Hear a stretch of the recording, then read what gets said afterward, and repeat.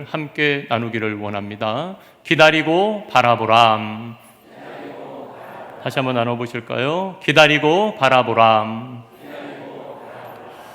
네, 우리가 오늘 하박국 말씀 세 번째 시간입니다. 잠시 말씀을 우리가 기억해 보면은 제가 설교 제목 밑에 부제를 달아놨습니다. 기억하시는 분들 있을지 모르겠지만 첫 번째 부제가 성도의 씨름이었습니다. 그리고 지난번에 두 번째가 성도의 은입니다. 그리고 오늘 이 기다리고 바라보라라는 이 부제는 성도의 인내입니다. 우리가 오늘 하박국 2장 4절에 의인은 그의 믿음으로 말미암아 살리라, 이 말씀 안에는 구원과 삶의 두 가지의 의미가 있다고 제가 말씀을 드렸습니다. 그래서 지난번에 우리가 성도는 나의 의가 아니라 하나님의 의가 되신 예수님을 믿음으로만 의롭게 여김을 받아서 우리가 구원을 받을 수 있습니다. 그게 이제 그 안에 담겨 있는 구원의 의미라는 거예요. 근데 우리가 주님을 믿음으로 의롭게 여김을 받아 구원받은 하나님의 사람들은요, 그 구원은 단순히 내가 죽음 이후에 천국에 간다, 그거로만 끝나는 것들 아니라는 거예요. 그것만 의미하는 게 아니라는 거죠. 우리가 그 하나님의 은혜로 구원받은 하나님의 사람들은 이 세상에서도 어떻게 한다는 거예요? 믿음으로 살게 된다는 거예요.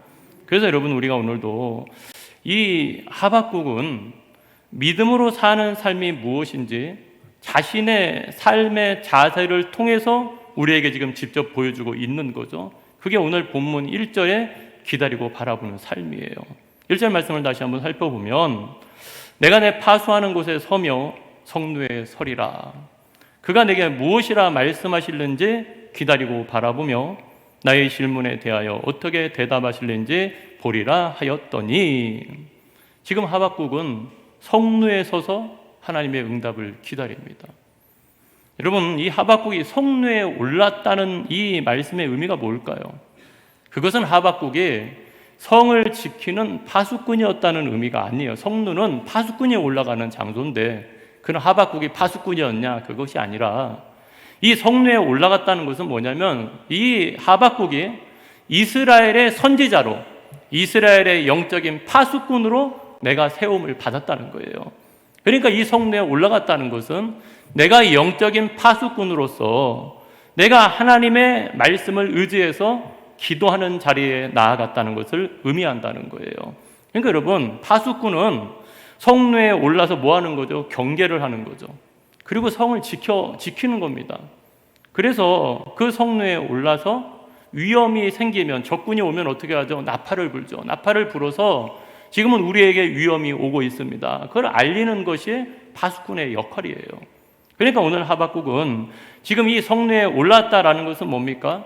지금 이스라엘에 임하는 하나님의 심판과 그 뜻을 알리기 위한 사명을 자기가 갖고 있음을 자각하면서 지금 성루에 여러분들 오른 거예요.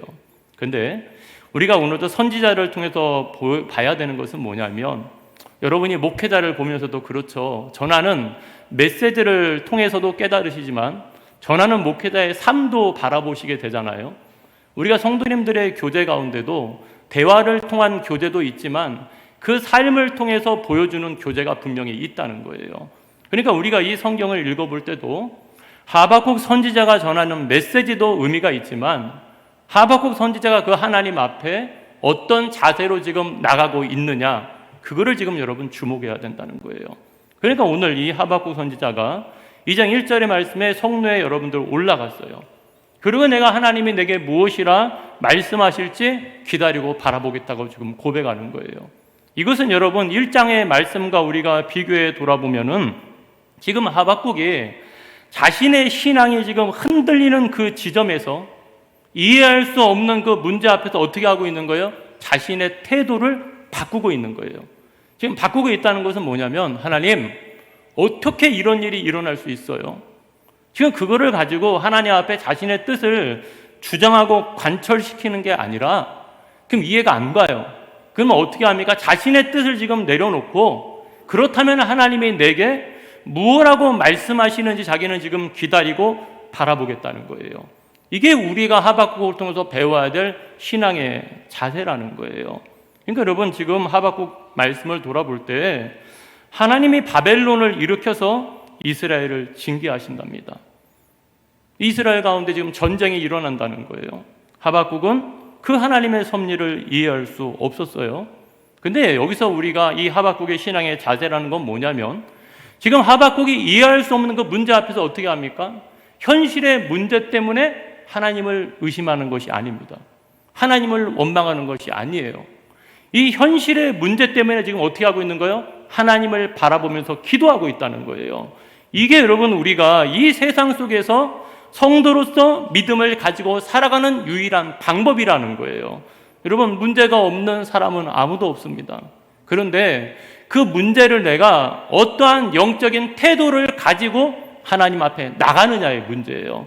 원망할 것이냐, 의심할 것이냐, 불평할 것이냐, 아니면 그 하나님의 뜻과 섭리를 바라보며 내가 기도할 것이냐, 그건 여러분 우리의 몫이라는 거예요. 근데 오늘 이 하박국 선지자는 어떻게 했다는 거예요? 의심이 아니라 하나님 앞에 의문을 가지고 기도하는 자리로 갔다는 거죠. 그러니까 이 말씀을 묵상하면서 제가 깨닫게 되는 게 뭐냐면 신앙의 의심은 어떻게 되는 거죠? 우리를 불신앙의 자리로 끌고 가지만 신앙의 의문, 하나님 앞에 이 기도는 우리를 하나님을 더 깊이 아는 자리로 우리를 인도해 준다는 거예요. 그러니까 여러분 우리가 오늘도 말씀을 통해서 분명히 깨달아야 되는 것은요, 하나님은 우리에게 무조건 믿어 맹목적인 신앙을 요구하시는 하나님이 아니라는 거예요. 무조건 믿으라고. 여러분 하나님은요, 성령의 하나님이 오늘도 우리 안에 내주하셔서 어떤 문제가 우리 안에 있을 때 어떻게 합니까? 우리를 기도의 자리로 이끄시는 거예요. 그럼 기도의 자리에서 어떻게 합니까? 무슨 신비적인 것을 보여주는 것이 아니라 우리의 지정의를 다 사용하셔요. 그래서 우리가 하나님의 말씀을 의지하고 그것을 깨달아서 성숙한 믿음의 사람으로 자라나도록 도우시는 것이 성령 하나님의 직임이라는 거예요. 물론 성령의 하나님은 환상을 통해서도 꿈을 통해서도 말씀하실 수 있는 하나님이시지만, 하지만 그 성령의 하나님이 가장 잘 사용하시는 방법, 성도가 우리의 삶의 자리에서 가장 바른 신앙의 생활을 할 수 있는 방법은 뭐냐면 그 하나님의 말씀을 붙들고 기도하는 거예요. 그리고 말씀에 의지하고 기도할 때 하나님이 그 가운데 감화감동시켜 주셔서 우리를 그 삶의 자리로 인도해 주시는 거예요. 그게 바로 성령의 역사고 직임이라는 거예요. 그러니까 여러분 우리가 오늘도 말씀을 돌아보면서 그런 거예요.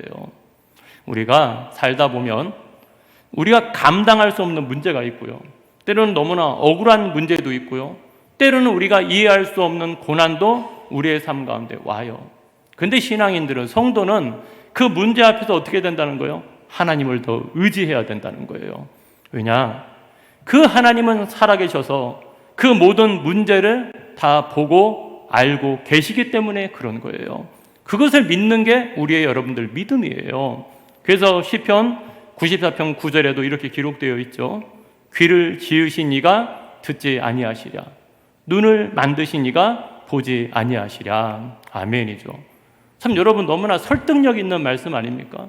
우리를 지으신 하나님이 우리의 눈을 지으셨고 우리의 귀를 만드셨다면 그 하나님은 보고 들으시는 살아계신 하나님이라는 거예요. 그러니까 우리가 오늘도 우리의 삶의 자리에서 여러분 어떻게 할까요? 이 말씀을 묵상하면서 여러분 제 마음에 오는 거예요. 우리가 결말을 알게 되면 불안하지 않죠. 결말을 알면. 저도 운동 경기를, 운동은 잘 못하지만 운동 경기 보는 건 되게 좋아하는데, 야구 경기를 보거나 축구를 보거나 우리가 여러분 응원하는 팀이 있다고 생각을 해봐요.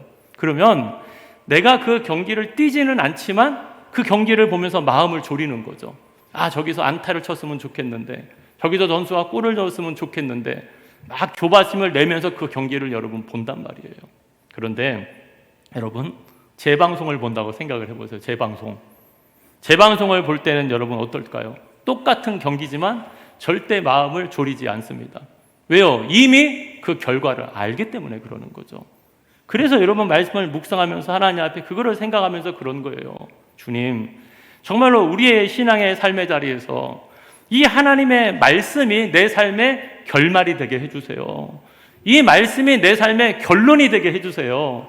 그래서 그 하나님을 내가 믿음으로 내 삶의 문제를 이길 수 있다면 그런 믿음의 사람이 되면 여러분 얼마나 좋겠냐는 거예요. 사랑하는 성도 여러분, 하나님은 전지전능하신 하나님이십니다.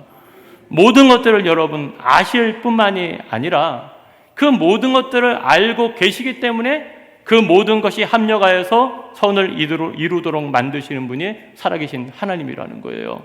그러니까 우리가 우리의 염려와 걱정과 근심을 다 맡길 수 있는 것이 뭐냐면 하나님은 모든 것을 알고 계신다. 그게 우리의 삶의 여러분 믿음의 고백이 되어야 된다는 거죠.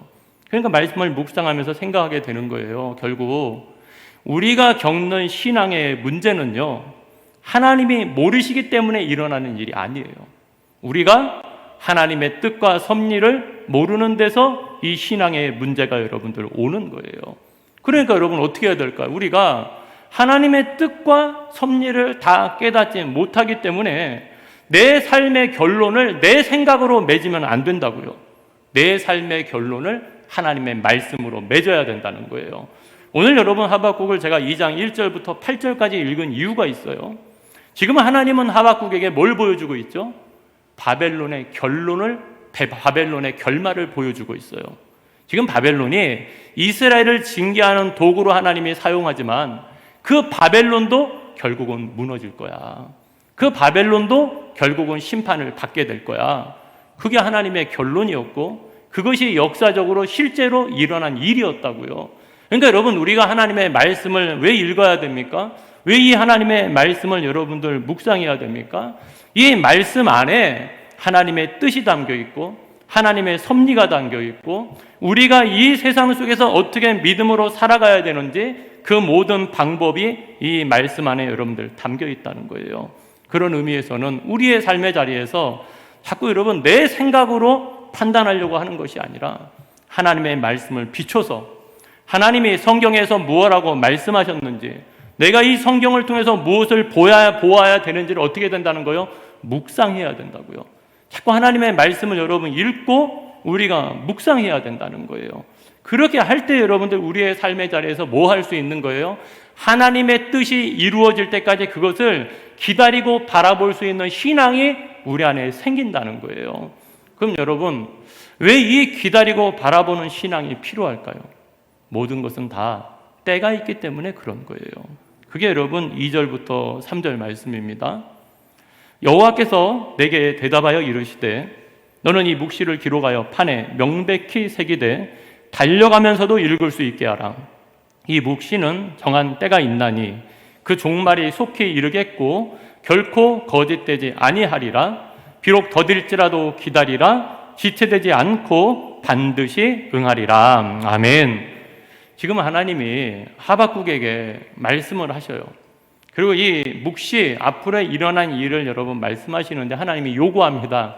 달려가면서 읽을 수 있도록 계시를 판에 새겨라 라고 여러분 말하는 거예요. 여러분 달려가면서 읽을 수 있으려면 얼마나 크게 써야 될까요? 얼마나 선명하게 써야 될까요? 우리가 가끔 여러분 고속도로 같은 데 보면은 큰 광고판 생각해 보면은 그건 정말로 차를 타고 가면서도 보이죠. 그만큼 여러분 크기 때문에 그렇죠. 그런데 하박국 선지자가 그렇게 큰 판을 여러분 만들 수 있겠어요? 이 말씀은 조금 여러분 의미적으로 받아들여야 돼요. 하나님이 지금 왜 그렇게 판에 명백하게 달려가면서도 읽을 수 있게 만들려고 할까? 여러분 그거는 두 가지의 의미가 있어요. 첫 번째 의미는 뭐냐면 이 예언의 말씀은 반드시 이루어진다는 거예요. 그럼 반드시 이루어져요. 그러니까 어떻게 돼요? 반드시 이루어지니까 모든 사람들이 알아야 되는 말씀이라는 거예요. 그러니까 달려가면서도 알 수 있도록 달려가면서도 읽을 수 있도록 그렇게 여러분들 크게 만들라는 거예요. 그 말은 뭘까요? 그렇게 모든 사람들이 알도록 그거를 전하라는 거예요. 왜냐? 이 심판의 말씀은 모든 사람에게 해당되는 말씀이라는 거예요. 하박국 한 사람만 해당되는 말씀이 아니라고요. 목회자가 말씀을 묵상하고 받아요. 제가 이 담임 목사님 휴가 기간 동안 하박국의 말씀을 받았어요. 그럼 이게 저 혼자 받아야 될 말씀이 아니라고요. 저를 통해서 하나님이 우리 성도님들에게 우리 모든 교우들에게 이것이 어떻게 돼야 되는 거예요? 들려지는 말씀이 돼야 된다는 거예요. 왜냐? 하나님의 말씀은 모든 사람의 말씀이라고요. 이 예언의 말씀은 모든 사람의 말씀이고 오늘을 사는 우리에게 해당이 되는 말씀이라는 거예요. 그래서 달려가면서도 읽을 수 있게 그렇게 여러분들 크게 새기라는 거예요. 그리고 여기 말씀에 두 번째 여러분 또 이 의미가 있어요. 그건 뭐냐면 정한 때가 있다는 거죠. 그러니까 그 때가 있으니까 어떻게 된다는 거예요? 그 응답이 이루어질 때까지 기다려야 되니까 어떻게 하라는 거예요? 크게 새기라는 거예요. 그러니까 오늘 말씀을 묵상하면서 깨닫게 되는 건 그거예요. 우리가 살아가지만요, 우리의 삶의 자리에서 때라는 것은 내가 선택하고 결정할 수 있는 것이 아니란 말이에요. 여러분, 우리가 이 땅에 태어난 날도, 그리고 우리가 주님 앞에 서는 날도, 주님이 다시 오실 날도 우리는 모르잖아요. 그거는 여러분 하나님만이 아시는 거예요. 때는 하나님께 속한 거기 때문에 그런 거예요. 그러니까 우리가 오늘도 말씀을 돌아보면서 우리는 모르고 하나님은 여러분 아셔요. 거기서 이제 영적인 조바심이 생기죠. 우리는 좀 빨리 이루어졌으면 좋겠는데, 빨리 응답받았으면 좋겠는데 왜 하나님은 때를 두시냔 말이에요. 왜 기다리라고 여러분 하시냔 말이에요. 좀 그거 빨리 해결해 주시면은 내 마음이 시원하고 내 마음이 가벼울 건데 왜 하나님은 오늘 하박국에게 우리에게 기다리고 바라보라고 말씀하실까요? 그건 여러분 바로 두 가지의 이유가 있습니다. 첫 번째 여러분 깨닫게 되는 건 뭐냐면 하나님이 때를 둔 것은 그거예요. 모든 일을 하나님을 다스리고 주관하신다는 사실을 우리가 깨닫게 하려고 그러는 거예요. 여러분, 우리가 만약에 때를 스스로 정하고 조정할 수 있다면 그건 우리가 신이 되겠죠. 하지만 하나님이 정한 때를 통해서 우리에게 깨닫게 하는 거예요. 앞으로 일어난 일은 우연이 아니라는 거예요. 그리고 이 모든 일은 하나님이 다스리신다는 거예요. 그러니까 너희는 하나님의 말씀 앞에 복종하라는 거죠. 하나님의 때가 될 때까지 인내하라는 거죠. 그래서 하나님은요, 이 때를 통해서 두 번째 어떻게 하는 거예요? 우리의 믿음을 자라나게 하시는 거예요. 여러분, 바로 들어주면 좋을 것 같죠. 하지만 이 때가 있기 때문에 어떻게 되는 거예요? 우리가 믿음이 자라나는 시간을 하나님이 허락하시는 거예요. 여러분, 그렇잖아요. 참 모든 것이 지금 너무나 빠르게 변화가는 시대예요. 엊그저께도 기사 보니까 챗GPT 만드는 그 미국의 그 사람이 그런 인터뷰를 했더라고요. 인공지능을 지금 만드는데 그러니까 자기 비유가 그게요. 초등학생, 고등학생 수준이었고 이제 대학교 수준이었는데 이 다섯 번째 챗GPT는 박사 정도 수준이래요. 그러니까 자기가 만들어 놓고도 무서운 거예요. 그만큼 지금 인공지능이요 엄청나게 지금 여러분 빠르게 발전하고 있어요. 근데 그런 걸 돌아볼 때는 참 여러분 너무나 놀랍고 만든 사람이 스스로 무섭다고 할 정도로 지금 인공지능이 굉장히 여러분 빠르게 지금 발전하고 있는데요. 하지만 여러분 아무리 많은 것들이 빠르게 변하는 그 시대를 살고 있지만 생명이 있는 모든 것은요 그 열매가 자라나기까지 뭐가 필요해요? 기다림의 시간이 필요하다는 거예요. 이거는 하나님이 정하신 법칙이에요. 저 교육자실에도 이제 여름이 있다 보니까 여기 강단에 화분이 있는데 좀 시들시들한 것도 있고 그래요. 그럼 전지도 하고 어떤 거는 임집사님하고 내려놓고 잘라놨어요. 왜요? 잎이 너무 골아가지고 다시 나게 하려고. 그런데 우리가 해줄 수 있는 거는요 물을 주고요 그 창가에 놓는 것밖에 없어요. 거기에서 싹이 나고 다시 줄기가 나게 되는 것은 뭐예요? 기다림이에요. 임집사님 맨날 아침마다 오시면 이렇게 살펴요. 이게 났나 뭐했나. 그럼 거기서 이게 나면은 그 나무는 살아요. 근데 나지 않으면 그 나무는 죽어요. 근데 그 화분을 옆에 두고서 가만히 묵상하면서 생각하는 거예요. 모든 생명이 있는 것은 싹이 나는 것도 잎이 나는 것도 열매를 맺는 것도 뭐가 있냐? 기다림의 시간이 있더라는 거예요. 그런 의미에서는 여러분 우리 안에 영생을 얻는 믿음도요 자라나기까지의 기다림의 시간이 필요하다는 거예요. 그런 의미에서 여러분 우리가 오늘도 신앙생활을 하는 가운데서 그런 목사님 기다리기만 하면 됩니까? 이 기다림이라는 것은요 아무것도 하지 않는 그런 수동적인 상태를 말하는 게 아니라는 거죠.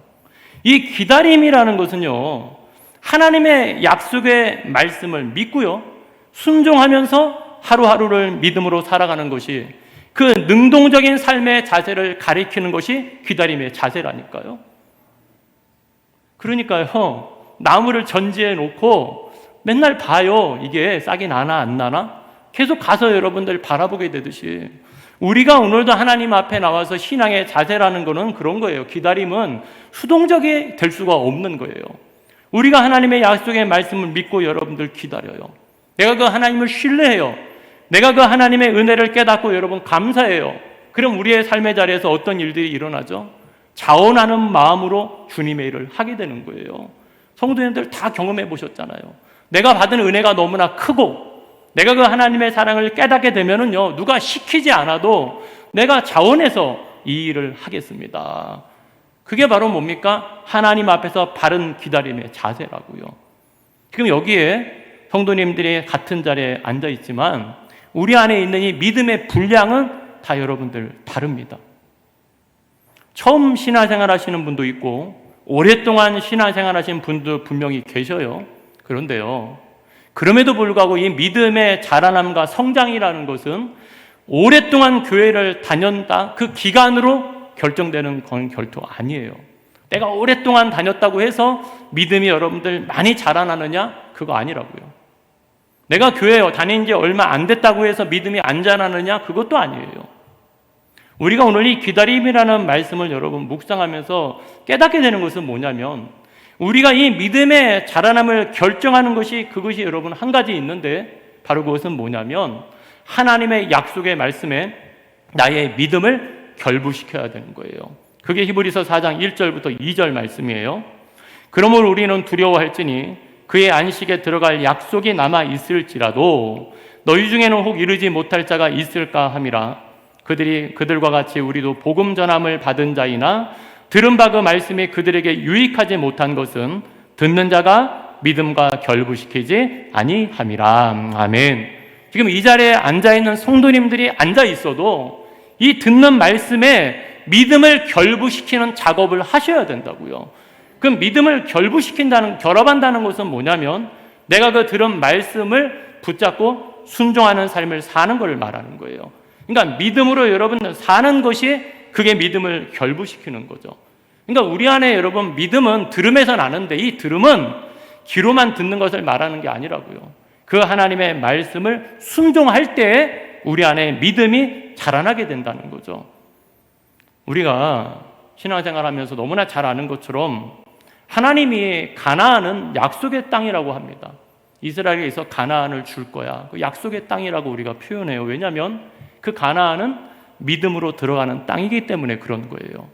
그러니까 우리가 너무나 잘 아는 것처럼 이스라엘 백성이 애굽에서 종살이 하다가 400년 만에 출애굽을 했어요.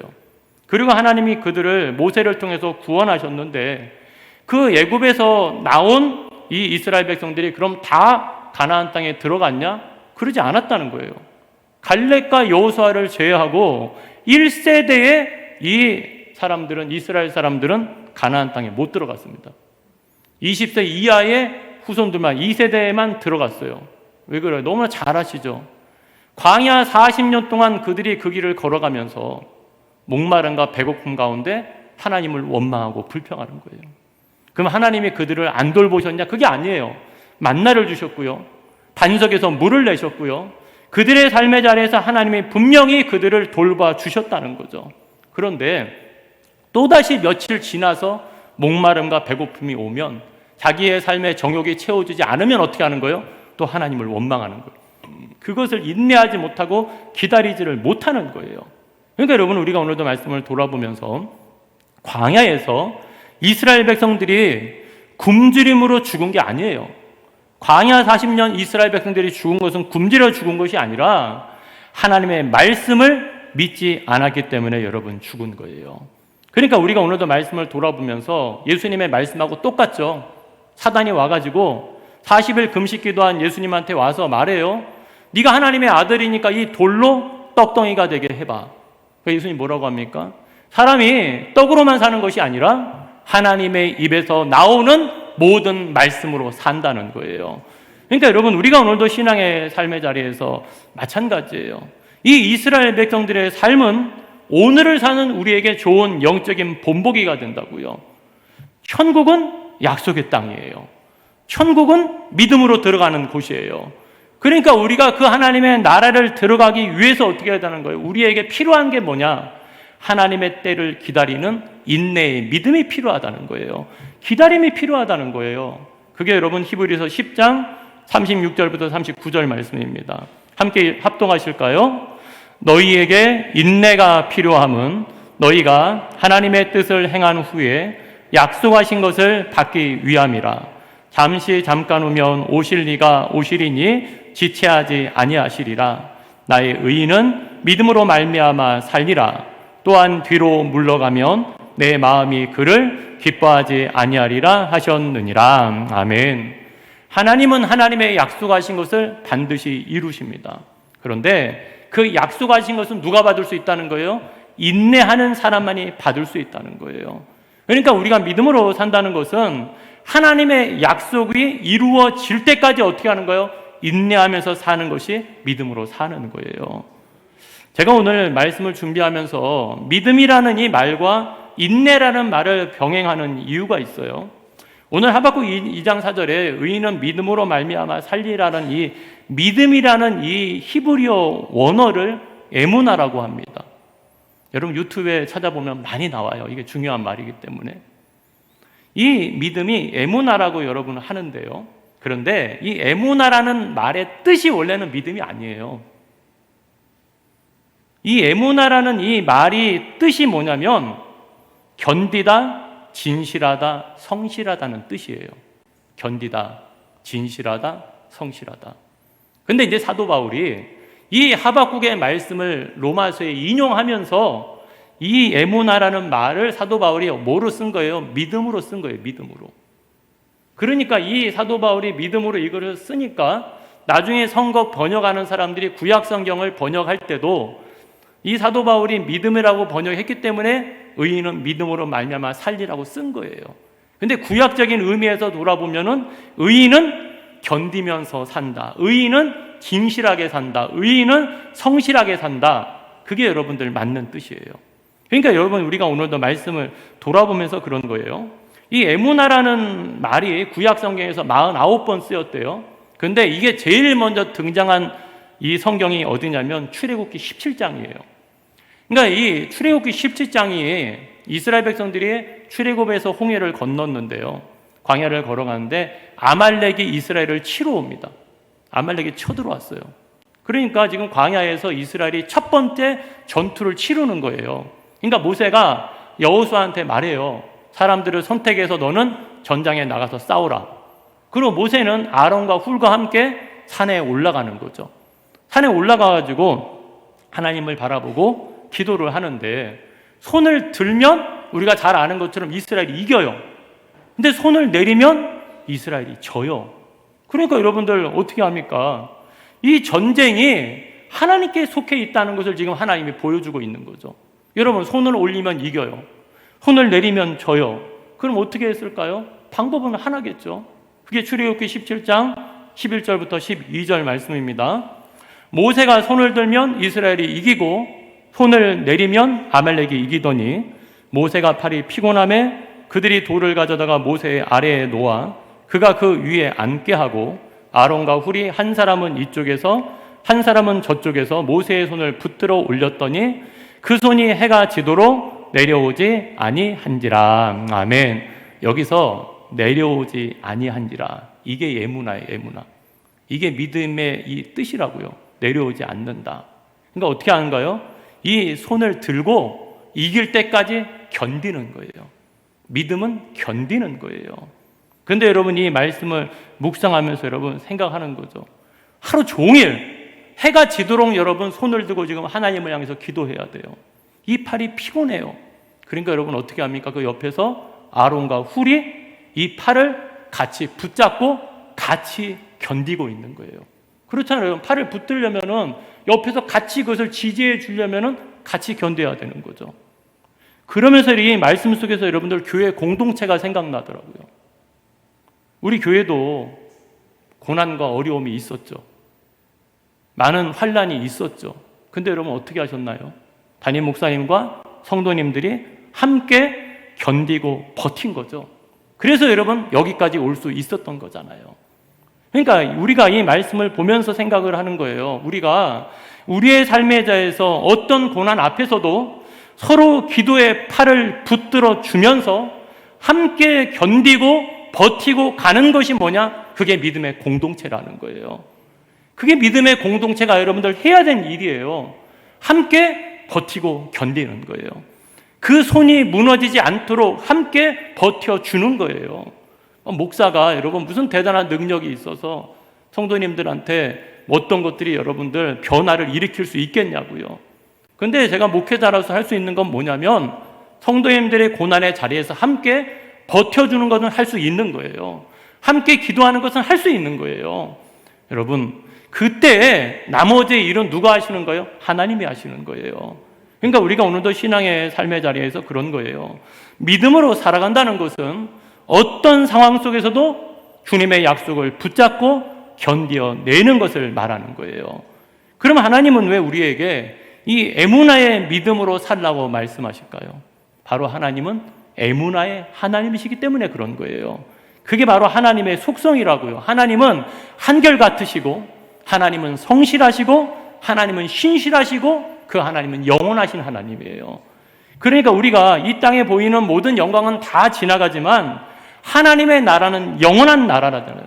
그러니까 우리가 성도로서요, 어떤 고난과 어려움 가운데도 환경을 바라보는 자가 되지 말고 에무나의 믿음을 가지고 어떻게 된다는 거예요? 하나님을 기다리고 바라보는 신앙인이 돼야 된다는 거예요.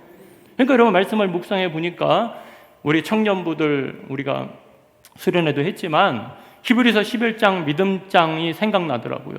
이 히브리 11장 말씀을 여러분 쭉 읽어보면 그 사람들은, 그 믿음의 선진들은 에무나의 믿음을 가지고 살았던 사람들이에요.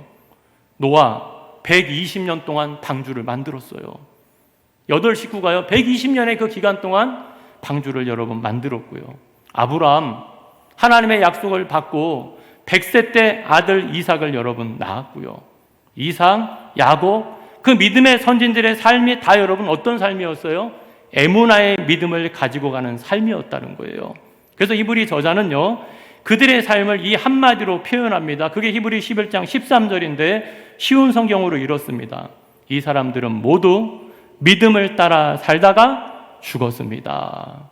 그들은 하나님께서 그의 백성에게 약속하신 것을 받지는 못했으나 앞으로 올 것들을 멀리서 보고 기뻐하였습니다.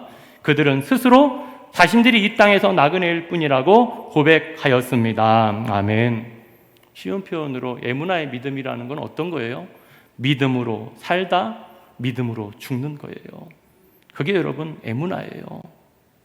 그러니까 여러분 아브라함 같은 경우도 내가 이 가나안 땅을 주게 하고 약속은 받았어요. 그런데 이 땅을 주신 후에 그 땅을 받은 것은 400년 후에 일어난 일이에요.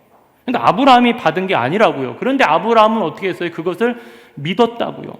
그를 믿고 그 믿음을 따라 살다가 믿음을 따라 죽은 거예요. 왜냐? 하나님은 신실하시니까. 하나님은 에무나의 하나님이시니까 그 앞에 것을 바라보면서 아브라함은 산 거예요. 그러니까 여러분 우리가 고난을 견디기에 우리의 믿음이 너무나 연약할 때가 많죠. 우리의 믿음이. 가끔 우리 노년부 성도님들하고도 나눔하다 보면 목사님 어느 때까지 믿어야 돼요? 얼만큼 믿어야 돼요? 여러분 어느 때까지 믿어야 되냐고요? 얼만큼까지 여러분 믿어야 되냐고요? 근데 그 끝이 없잖아요. 그 한계가 없잖아요. 믿음이라는 게. 믿으면 믿을수록 부족하고 믿으면 믿는데 더 여러분 닿지 못하고 그게 바로 영의 세계고 믿음의 세계잖아요. 근데 우리가 오늘도 말씀을 돌아보면서 그런 거예요. 우리가 너무나 연약하기 때문에 어떻게 된다는 거예요? 에무나의 하나님을 기다리고 바라봐야 된다고요. 이걸 여러분 잘 보여주는 그 믿음의 사람이 있었어요. 그분이 바로 주기철 목사님이었어요. 여러분 이 주기철 목사님은 한국교회의 대단한 믿음의 본이 되는 목사님이죠. 일제시대에 이 신사 참배를 하지 않는다는 이유로 모진 고문과 박해를 당하셨고 순교하신 분이 주기철 목사님이잖아요. 근데 이 목사님의 넷째 아들인 주광조 장로님의 간증이 있었어요. 그 간증의 내용이 이런 내용입니다. 아버지께서 네 번째 구속되시던 날 아침의 일입니다. 아침을 먹는데 일본 경찰들이 아버지를 잡아가기 위해 왔습니다. 그때 아버지께서는 동쪽 마루에 가셔서 기둥을 붙잡고 떨며 울면서 기도했습니다. 어머니는 그런 아버지를 뒤에서 감싸주시면서 함께 울며 기도하셨습니다. 그게 뭘까요? 목사님이 또다시 잡혀가서 당할 그 고문의 고통과 두려움이 자신을 엄습한 거죠. 그 반복된 이 고문을 감내해야 되는 게 너무나 두려웠던 거예요. 그러니까 기둥을 붙잡고 떨면서 그 사모님과 함께 여러분 운 거죠.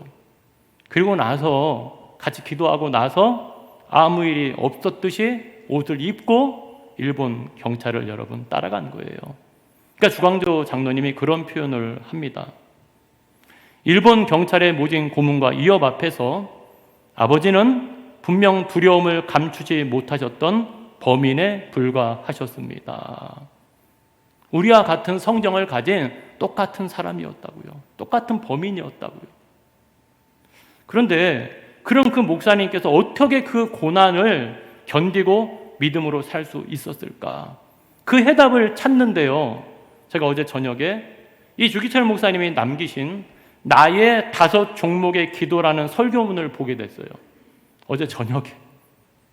근데 그 나의 5 종목의 기도니까 5가지 기도 제목을 가지고 성도들한테 마지막 설교를 하셨는데요. 거기에 2번째 설교 내용이 이런 내용입니다. 나의 2번째 기원은 장기간의 고난을 견디게 하여 주옵소서입니다. 저는 이 제목을 가지고 항상 기도했습니다. 그들의 고문이 끈질긴 만큼 나는 더욱 기도하지 않으면 안 되었기 때문입니다. 단번에 받는 고난은 이길 수 있으나 웬만한 믿음 가지고는 오래 끄는 장기간의 고난을 참기 어렵습니다. 칼로 베고 불로 지지는 형벌이라도 단번에 죽어진다면 그래도 이길 수 있으나 1달, 2달, 1년, 10년 계속하는 고난은 참으로 견디기 어렵습니다. 그것도 절대 면할 수 없는 형벌이라면 할 수 없이 당하지만 한 걸음만 양보하면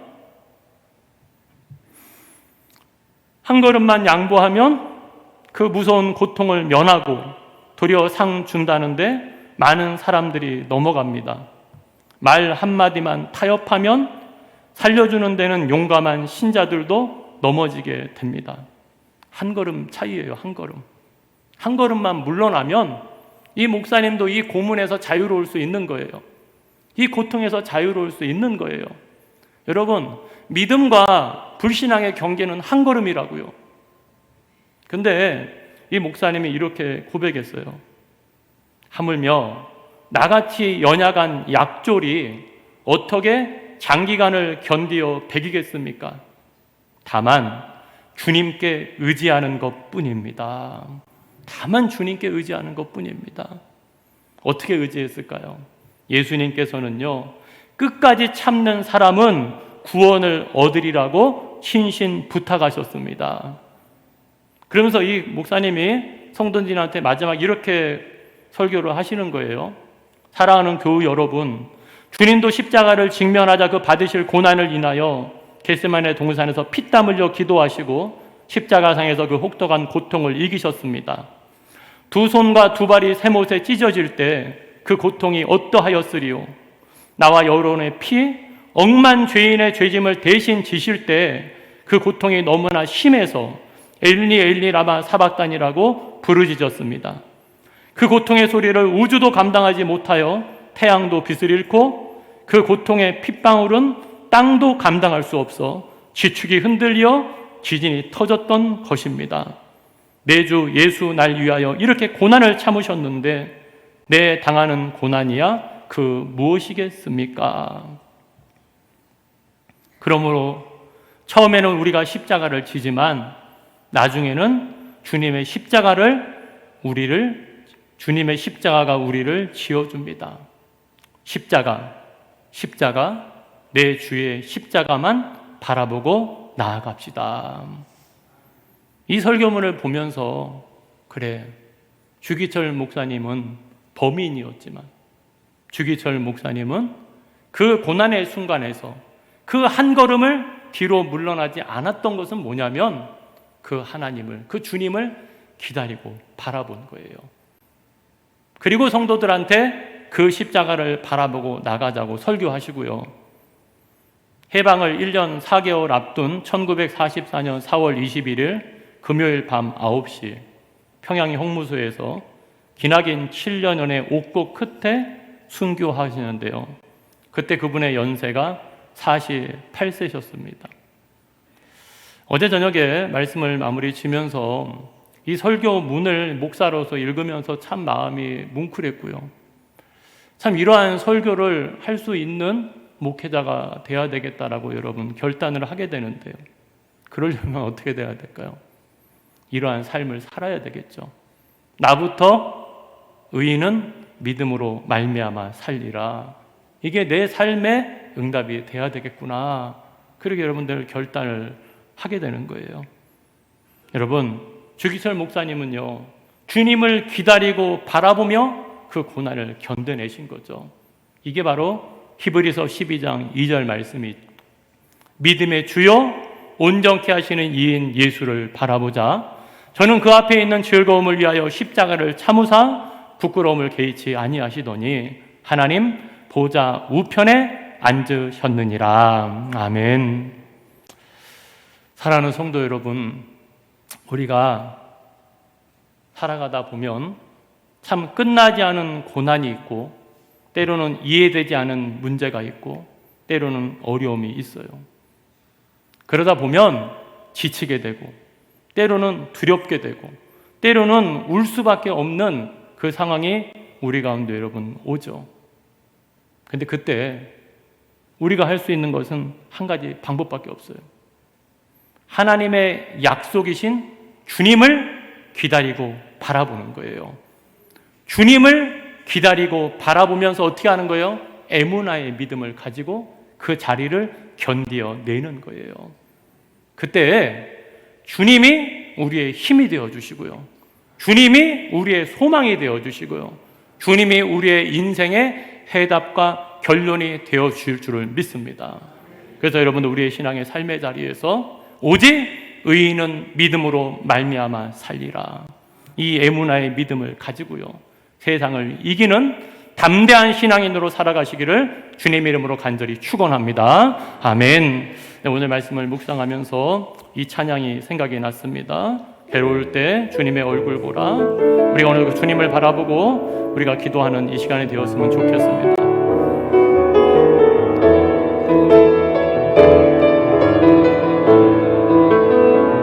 괴로울 때 주님의 얼굴 보라. 평화의 주님 바라보아라. 세상에서 시달린 친구들아,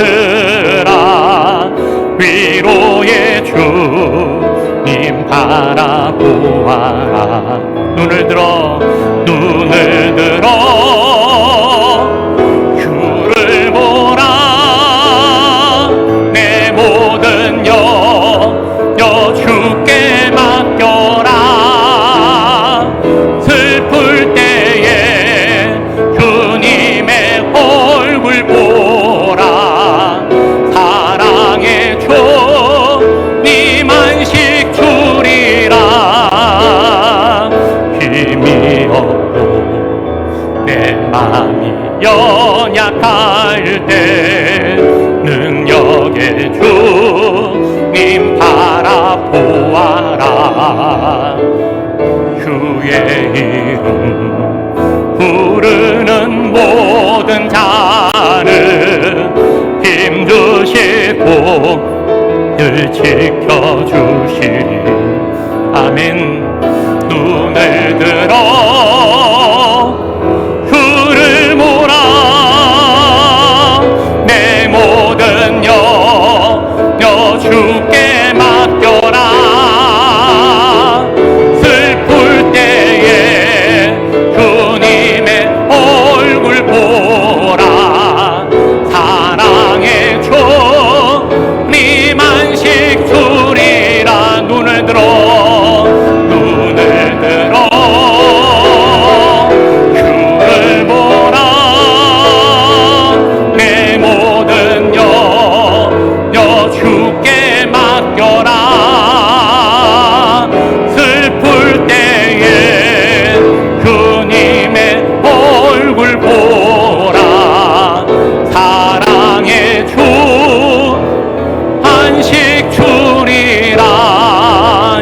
함께 기도하기를 원합니다. 주님, 우리가 기다리며 바라보며 우리가 우리의 삶의 자리에서 에무나의 믿음을 가지고 견뎌내는 신앙인이 되기를 원합니다.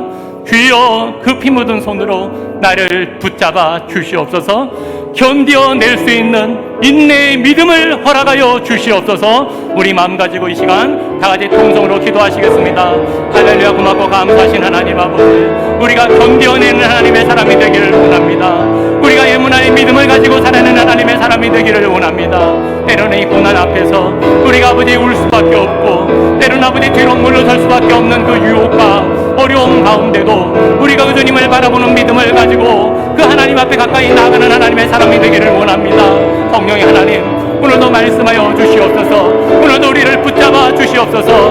우리가 마지막까지 주님을 기다리고 바라보는 신앙과 믿음을 가지고 승리하는 신앙이들이 될 수 있도록 주님 역사하여 주셔서 오늘도 그 하나님이 나와 함께 하심을, 그 약속을 믿음으로 말미암아 그 말씀이 내 삶의 결론이 됨으로 말미암아 그 하나님의 영광을 위해 살아갈 수 있는 하나님의 사람들이 되기를 원하오니, 성령의 하나님 이 시간 함께하여 주셔서 오늘도 우리가 그 믿음으로 아버지 승리하는 신앙인들로 살아가는 데 부족함이 없도록 성령께서 돌보시고 주장하여 주시옵소서. 주여, 말씀하여 주시옵소서. 인도하여 주시옵소서.